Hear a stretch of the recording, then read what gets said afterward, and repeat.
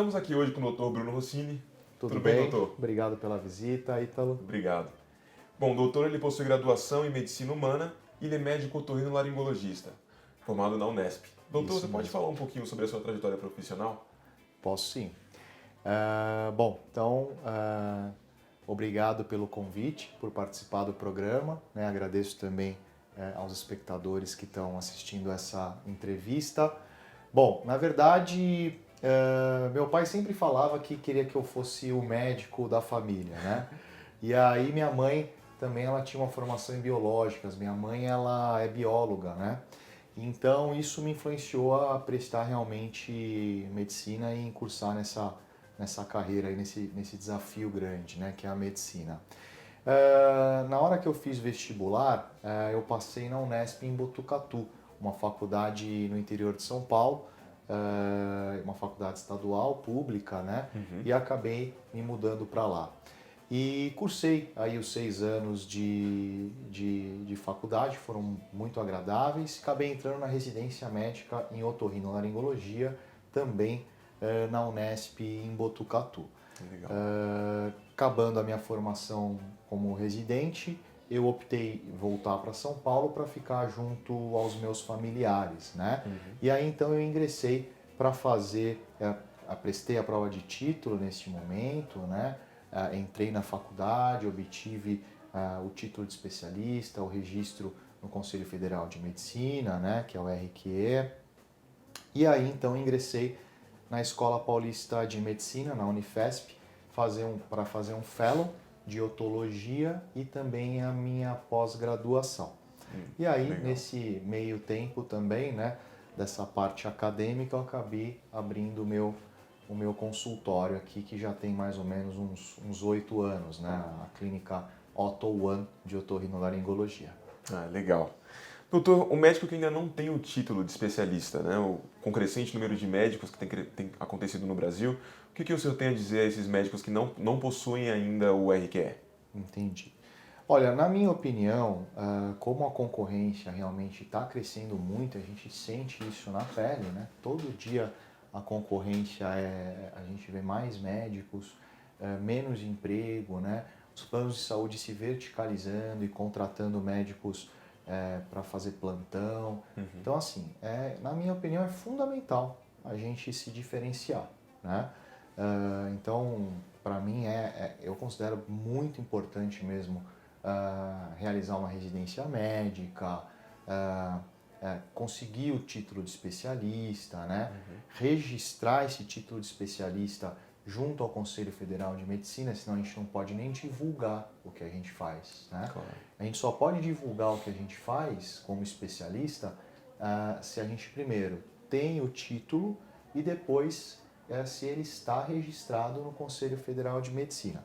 Aí sim eu posso colocar lá, Dr. Bruno Rossini, médico otorrinolaringologista, CRM 115697, né? Certo. Se eu não tivesse o RQE registrado, né, eu não posso fazer divulgação nenhuma, não posso falar que eu sou especialista, né? Você precisa obter o RQE de fato para poder falar para Divulgar, outras pessoas até de no divulgação. cartão. Você não pode nem fazer um cartão, na verdade, né, pelas normas vigentes, escrito que você é especialista de alguma coisa, sem você ter um RQE registrado no Conselho Federal de Medicina.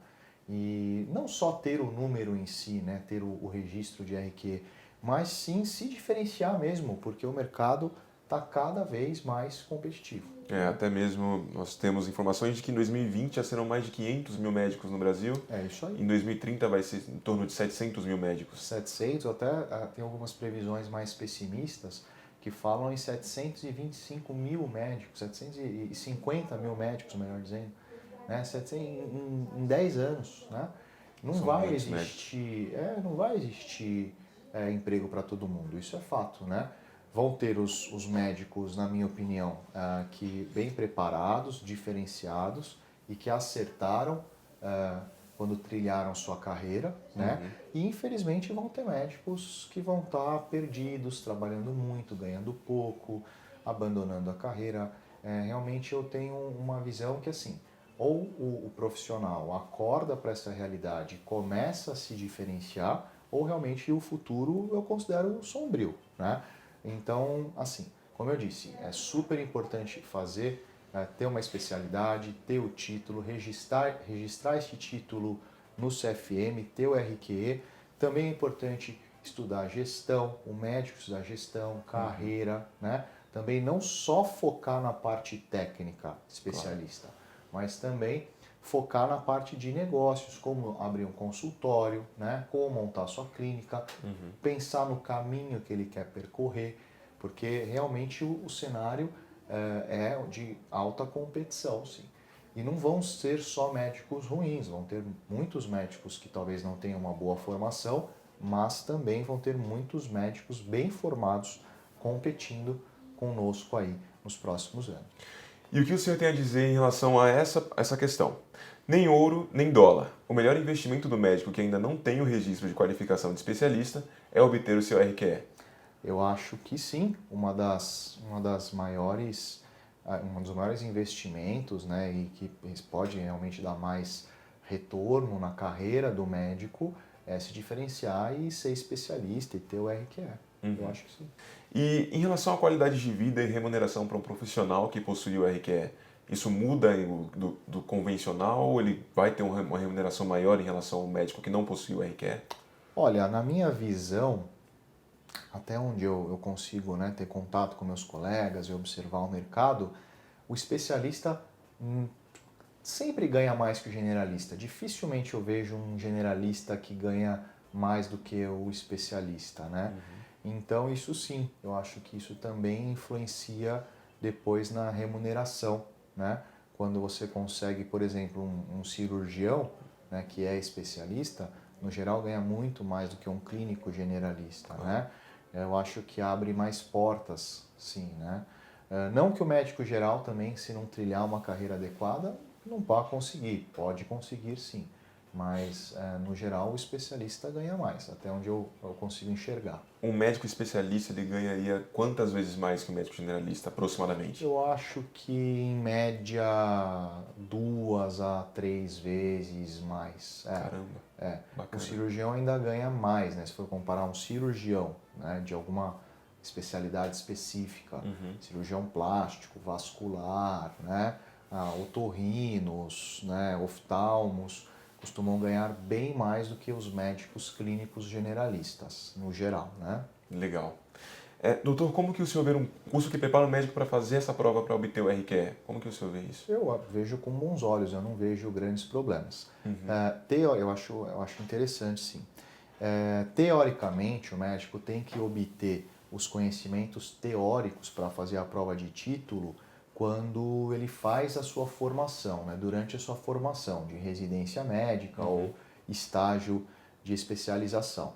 Mas, sinceramente, eu não vejo nenhum problema em ter um curso à parte, né, que reforça todos os conceitos teóricos e que prepara o candidato para uma prova. Eu acho que isso é super válido e pode ajudar muita gente, sim.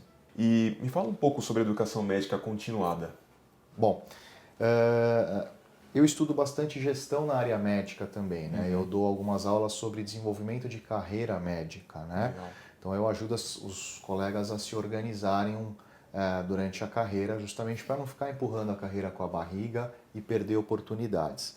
E dentro dessa gestão de carreira médica, uma das coisas que nós temos que pensar é justamente a gestão da nossa educação continuada. Isso quer dizer, pensar quais cursos eu preciso fazer para que eu continue atualizado e continue me colocando num lugar de destaque, né? Quais congressos que eu vou, né? Saber que eu vou parar de trabalhar durante esses congressos, vou ter um curso para frequentar esses cursos. Vale a pena se comprar ou não cursos online? Vale a pena ir de forma presencial, né? Então tudo isso, hoje em dia a gente tem milhares de aulas na internet, né? Às vezes você compra cursos, dentro da minha especialidade a gente compra cursos online e em vez de ir lá no congresso perder o final de semana ou a semana assistindo aula, você assiste na sua casa, na sua cama, coberto, hoje em dia cobertor, comendo uma pipoca, né? Que eu considero muito mais prático, eu considero que vai ser a realidade, né? Se já não é, né? Na minha opinião, os congressos presenciais cada vez mais vão diminuir o número de espectadores e os congressos e cursos online vão tomar conta do mercado, porque é muito mais barato, mas você assiste na hora que você quer, né? É sobre demanda, né? Então, no conforto do seu lar. No conforto do seu lar, né? Então eu acho que é muito mais atraente, né, a gente fazer cursos de educação médica continuada por via internet, né, na sua casa. Hoje em dia o número de aulas disponíveis é muito grande, então a gente está diminuindo até a leitura de livros, textos para assistir a aula e ver artigos científicos, né?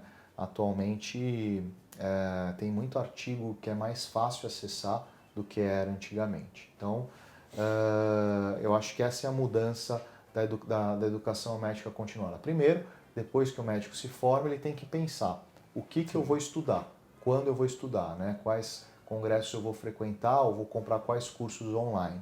E ter isso na cabeça, porque a gente não pode parar de estudar. E muito médico para de estudar, porque é a correria do dia a dia. E a gente tem que se policiar e estar sempre estudando, porque sempre surgem coisas novas, né? A medicina é a ciência, assim, das verdades transitórias. Bacana. Doutor, apenas para que possamos finalizar, qual que é a sua mensagem para os médicos que ainda não possuem um RQE e desejam fazer isso? Olha, eu acho sim que é um investimento que vale a pena se especializar, né? Vale a pena ter o título de especialista, registrar no CFM e aí sim divulgar a sua especialidade. Como eu disse, acredito que é um caminho muito mais gratificante, né, do que ser médico generalista. Isso eu quero dizer pelo menos na maioria dos casos. Claro. Né? Então vale a pena fazer residência, estágio, né, fazer o título e cumprir os anos, né, de carga horária que eles pedem para poder prestar a prova. Realmente eu acho que é um caminho bastante válido no desenvolvimento da carreira do jovem médico. Perfeito, doutor. Muito obrigado pelas suas informações. Eu que agradeço, conte comigo. Obrigado. De nada.